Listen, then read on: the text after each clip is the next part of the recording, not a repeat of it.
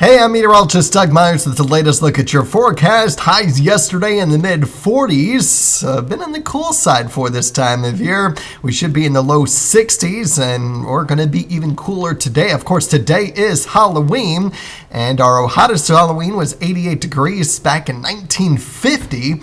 Our coldest temperature was 1993 at 19, although we'll be awfully close to that tomorrow morning, but that would be November 1st by that time. And you can see our rainiest and snowiest years.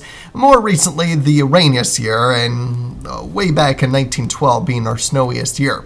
No chance of any precipitation for today, but it is going to be a little bit of a Halloween trek just because of how cold it's going to be for today, but it will be sunny. So that's the good news. It will be breezy during the day, but the winds will be weakening once the sun goes down. Topping out at 40 degrees, wind gusts around 25 miles per hour. Sunset is at 6:23 with a temperature of around 37 degrees at 6 o'clock, and then down to 27 at 9 where the wind should be at about 5 miles per hour.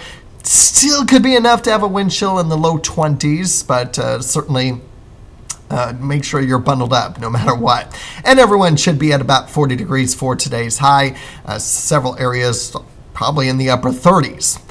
How does this compare to previous years? Of course, last year, if you remember, was quite warm. Actually, it got up at 72 degrees. And then you can see we kind of rotate back and forth. We go back and forth between somewhat chilly and warm. 2020 71, and then 2021 2019 was our relatively cooler years. The last time we actually had precipitation that was measurable was 2017, where we got 0.4 inches of snow. But as I mentioned, no chance of any snow for today. Now, tonight, it's going to be our coldest night, coldest morning tomorrow of the year so far. And by the way, the record in Topeka is 20 degrees from 1991. So we're going to be awfully close to, at the very least, tying the record, if not breaking it. So we'll be watching those temperatures awfully closely. The good news is, with plenty of sun tomorrow, temperatures do rebound back in the low to mid-50s across much of the area, and then only dropping to around the freezing mark Wednesday night. So we get rid of this cold air mass that has been there's been with us since the weekend, but we're ushering in another colder air mass today on Halloween, which is why we are going to be cooler than yesterday. And then temperatures continue to rebound back up into the 60s before the end of the week and weekend. Thursday's going to be a really nice day. We'll get a little bit of a break from the winds that we'll have for today and even tomorrow before the winds pick up back up again on Friday. May have a little bit more cloud cover over the weekend, but still should be nice, although I will mention that there is some uncertainty in the computer models on how warm it will be able to get.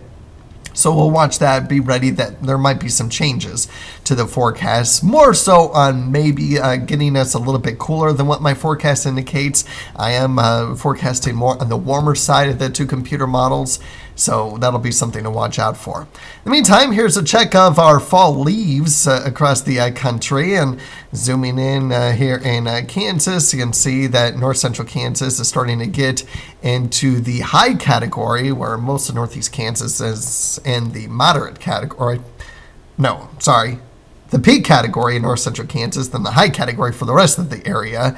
Wichita is in the moderate category. I'm trying to see the legend there. And then obviously past peak is where you get into the black. That's in northwestern Kansas and off into western Nebraska, eastern Colorado. You get the idea that that darker color is the past peak. Otherwise, let's take a look at our sunrise tracker. This morning it was at 7:48. But, of course, this weekend, daylight saving time ends. So that's how our sunrise changes starting next week. Well, starting Sunday, but next week it's going to be in the 6 o'clock hour. 2 weeks from now, it'll be in the 7 o'clock hour. Now, I posted this yesterday on my Facebook page. You're more than welcome to comment if you want. But if daylight saving time stayed permanent, if we didn't change our clocks back 1 hour, our latest sunrise would be between 8:30 and 9 o'clock here in eastern Kansas. I don't have a graphic, and some of you asked this in the comments. I don't have a graphic that would indicate if standard time would stay permanent, what our latest sunset would be, because that would be more important than the summer. But all you have to do is, normally our latest sunset is about 8:50, even close to 9. Well, if we stay at standard time, it would be closer to 7:50, 8 o'clock. So it's a little bit of give and take. What do you want? Do you want standard time where it would get dark earlier in the summer? Or do you want daylight saving time all year where it wouldn't get light until well after 8 o'clock when kids are in school? Do you want them sitting out the bus stop when it's dark?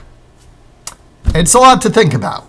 I personally like the changes. I just like it. I don't think it's a big deal. I know it's a big deal scientifically, and we tend to see more accidents and stuff like that, but I think it's more psychological than anything else, in my opinion.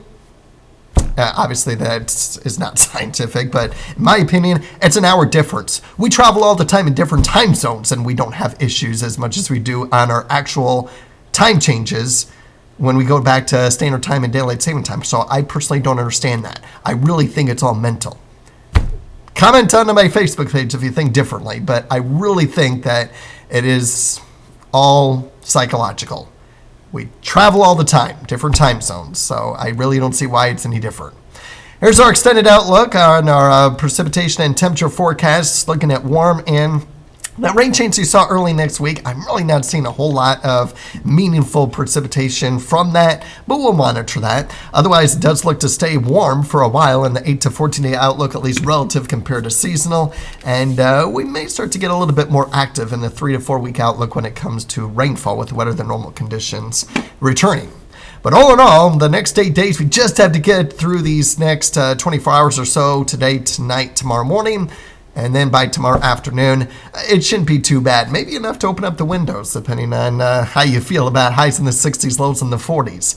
Don't forget Election Day. It's not a huge election, obviously, but it's more local. And those are the elections that could have more of an impact on your life locally rather than national, like we'll have next year for the president. So if you do have elections in your area, read up on it. I do too. I have to read up on what I'm going to be voting for. So just look into your candidates. Find out who is going to be more near where you want things to go in your area. Otherwise, have a great day and stay warm and stay safe, especially tonight with those trick-or-treating.